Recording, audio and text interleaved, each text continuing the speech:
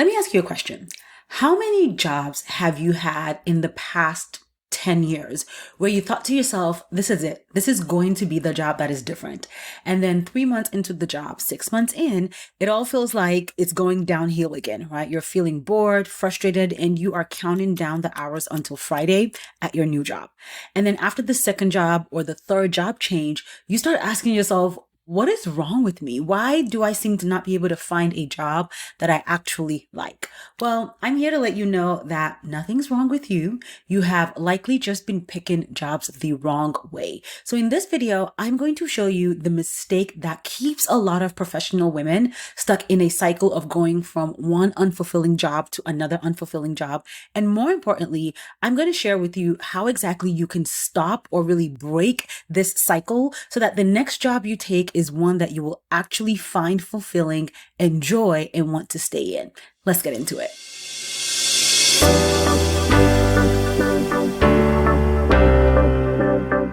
If you are new here, hi, and if you're a regular viewer, welcome back. So glad to have you here. I'm Dr. Tega. I'm a career coach who helps professional women leave soul-sucking, draining jobs that they don't like and land higher paying, more fulfilling careers that they can genuinely thrive in by helping them clarify their next career move and job search without burning out. Let's get into today's video. So here's what the cycle of bad jobs looks like. And I'm willing to bet that you have likely experienced some version of this in one way, shape, or form. You're in a job you hate, you're miserable, you're burned out, you're just done. So you start job searching. And then you find a role where you look at the job description and you think to yourself, you know what? I think I can do this. I'm qualified for this. This could work. It could be better. So you apply for that job. You interview, you get the offer, you're excited. 1 month goes by, 2 months goes by, 3 months go by. You're doing kind of fine. You're handling the work. You're settling in. You're thinking to yourself, okay, this is fine. At least I have a job. The bills are paid. But then months 4, 5, and 6 roll around and the boredom starts to set in. You realize that you are not actually interested in this job, this company, or the work you're doing. Like, yes, you're good at it, but you're not enjoying it. So now you're looking around and you're asking yourself, is this it? Like, is this all there is in my career? And by month 10, you're job searching yet again. And you are right back where you started, feeling unfulfilled and dissatisfied in your career, just in a different company with a different title, doing maybe different tasks that you still don't actually care about. And the cycle tends to repeat itself time after time, right? You leave, you find a new job you're qualified for, you're fine for a few months, you get bored, you leave again. And every time you do this, you're probably thinking to yourself, maybe the next job will be different, but it's not, because you are making the same mistake every single time. And the mistake is that you are picking jobs based on what you can do in your career as opposed to what you actually want to do in your career. And I know that the idea might sound novel, right? The idea of thinking about what you want to do as opposed to what you can do. But trust me, that is what you want to focus on. Because what tends to happen is when you look at a job description and focus on the requirement, you're thinking to yourself, I have the skills, I'm qualified, I should apply. And that's the extent of your decision-making process, right? I can do this job, therefore I should take this job. But just because you can do something doesn't mean that you will actually enjoy it or that you even want to do it. Because honestly, if you do anything long enough, you will eventually become good at it. Even the things that you don't like, right? So good at it, competence is not the metric for career fulfillment. It is not the metric for joy in your career. So the more you practice something, the better you become at it, which is why you don't want to just solely focus on what you are good at. Now, let me tell you why this mistake specifically usually tends to lead to burnout and boredom in your career. When you are doing work that you're qualified for, but you're not interested in, so you're competent, but you're not engaged in the work, competence without engagement is exhausting. It actually takes a lot of energy because yes, you can do the work, but you are still expending a lot of energy doing the work, and the work is not pouring back into you. You're not energized by it. You're not excited by it. You're not learning anything new that you actually care about learning. You're just kind of going through the motions day after day, week after week, month after month, doing the work, and that is draining on your energy because you are actually expending energy to be able to do the job, right? To do the work task, whatever your responsibilities are. But when you don't enjoy the work you're doing, that means the work is not pouring any energy back into you. And by its very nature, fulfilling work fills you back up energetically, right? Like when you're doing work you enjoy, it actually makes you feel good. It makes you feel accomplished. It makes you feel like you are making a difference. And that in itself is energizing. So when you're doing fulfilling work, yes, you are usually expending energy to do your job, but your work pours back into you.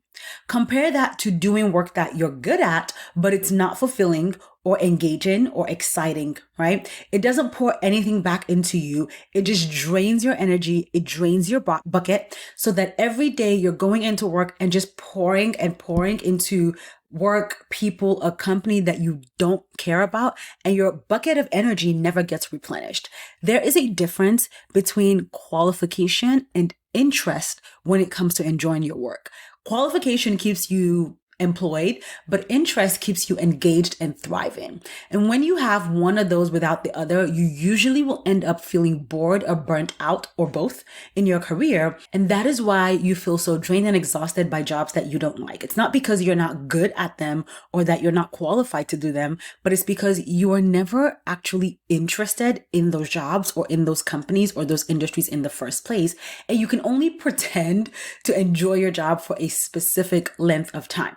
All right, so now that you know the mistake, which is focusing on what you can do, how do you stop making it so that you can actually finally land in a job that you genuinely enjoy and can thrive in?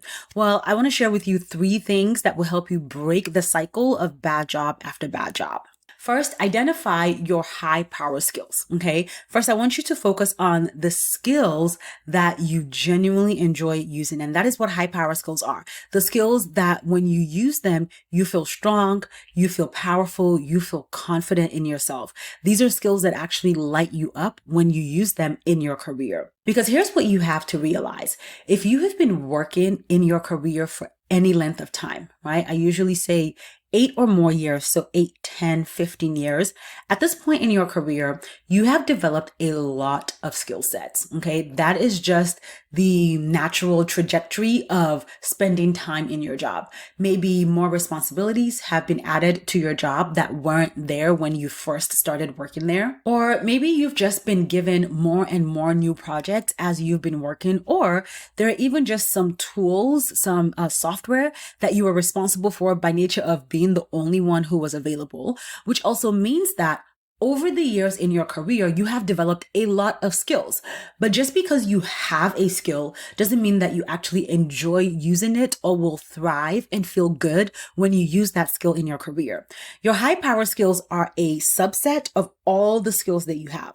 This is when you look at all your skills and you say to yourself, okay, which of these skills do I actually feel good when I use them?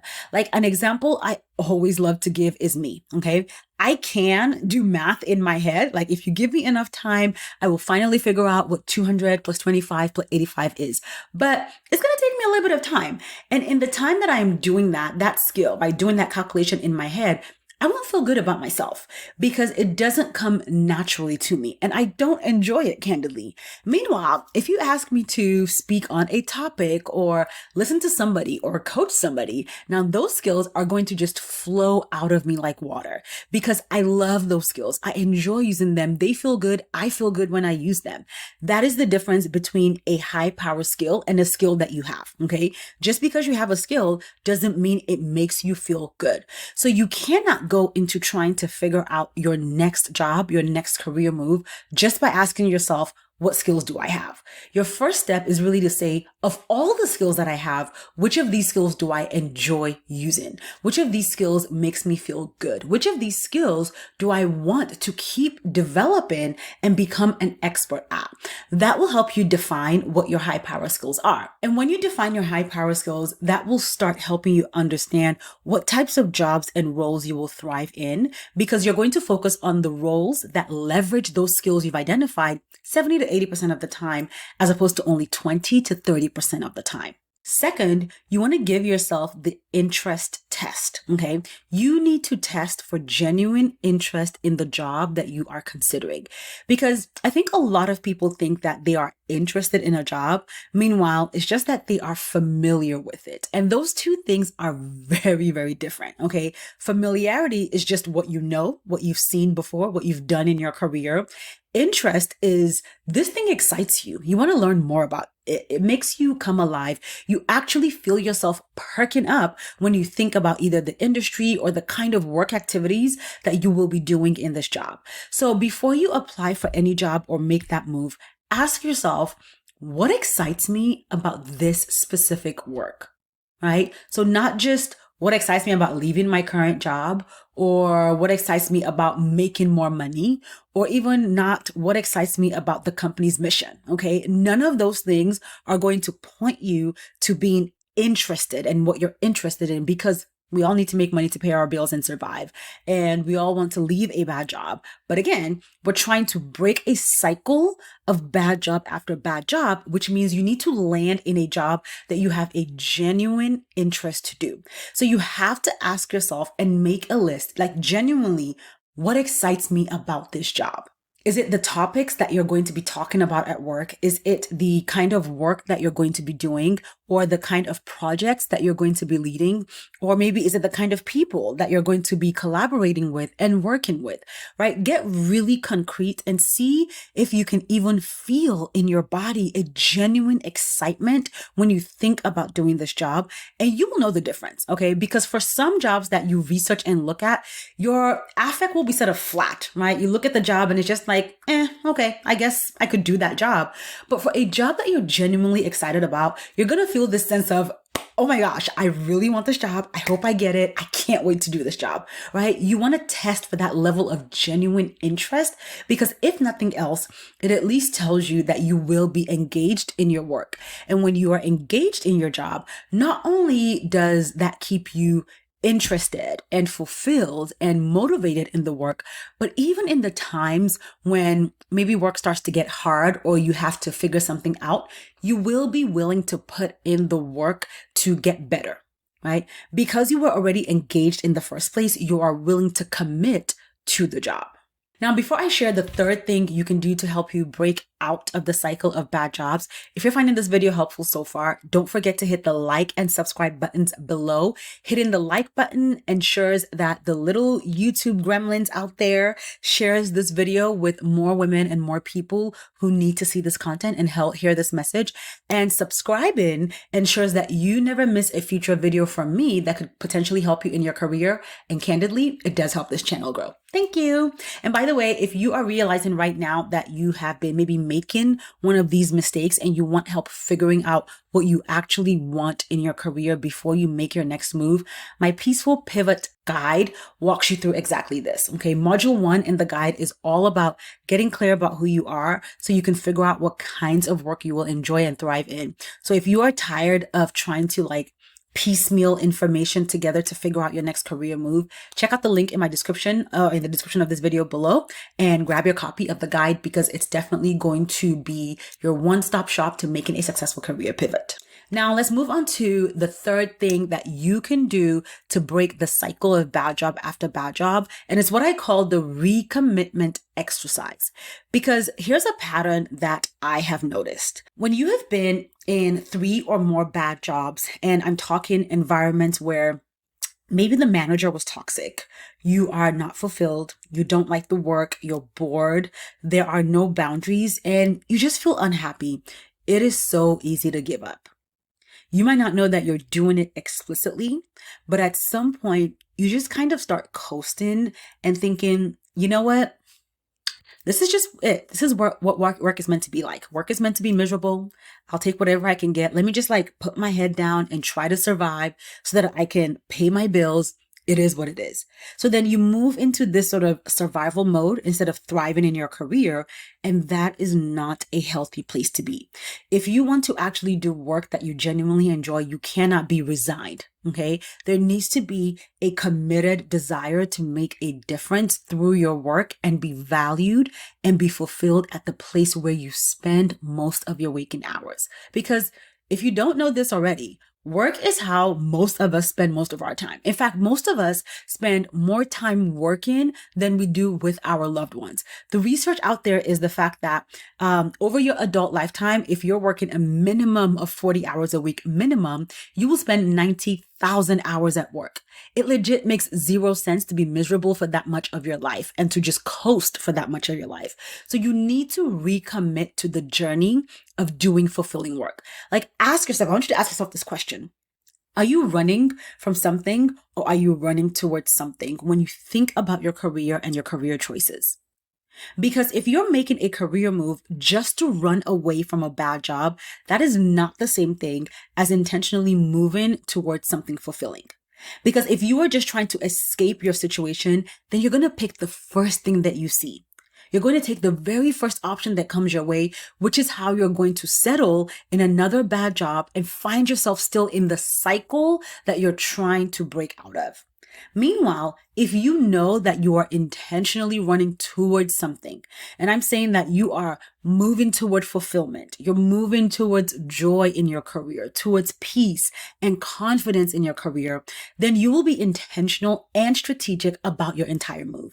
You will not just take whatever comes your way, you will actually audit companies and ask intentional questions in the interview so that you land in a great situation. So here are the questions that I invite you to ask yourself to do the recommitment exercise. Do I truly believe I can do work I enjoy while still getting paid well?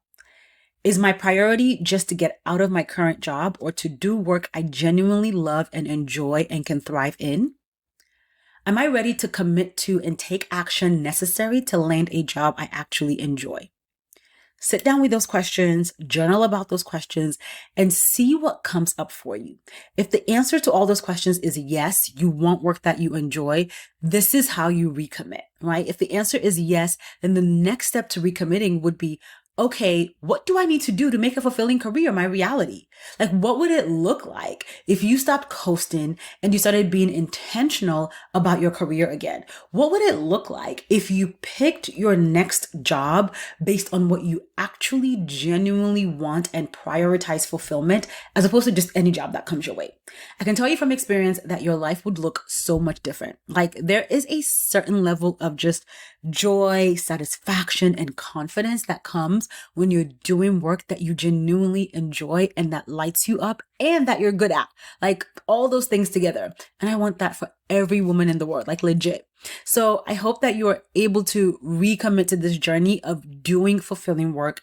Don't give up on it. Even if you've been in a cycle of bad jobs, it is absolutely possible for you to thrive in your career. And if you decided that you were committed, but you're still like, I still don't know what next step to take, right? I'm not sure what to do. Then you definitely need to check out my Peaceful Pivot Guide. I created that resource really to help you throughout your entire pivot into a more fulfilling career. Like, literally from figuring out what kinds of roles you will enjoy to positioning yourself to interviewing to building your resume. It is more than just a guide. It is literally a self-paced coaching tool. And you can go to pivotwithpeace.com to learn more about it and grab your copy, because once you recommit to having career fulfillment, you don't want to wait too long and lose that energy that you've gained from this process. Okay. You want to start taking action ASAP, and grabbing the Peaceful Pivot Guide is going to be your first concrete step to taking that action. So there you have it, the 3 things that you can do to break out of the bad job cycle. First, figure out your high power skills, then take the interest test, and then do the recommitment exercise. I definitely believe that if you go through all 3 of those steps, you will shift into being just more intentional in your career so that you can actually land a job that you love. And just watch how your entire quality of life will legit improve simply by improving your job. So thank you for watching this video. Thank you for sticking all the way to the end. I hope that you found it helpful. And if you did, don't forget to hit the like, subscribe, and notify buttons below. And if you have any questions, feel free to drop them below. I genuinely love answering questions and helping wherever I can. And then once you hit the like, subscribe, and notify buttons below, watch out. Hold on, watch this. There's another video popping up on the screen right here. Go ahead and click that video. Watch that video so that I can continue to support you in your career.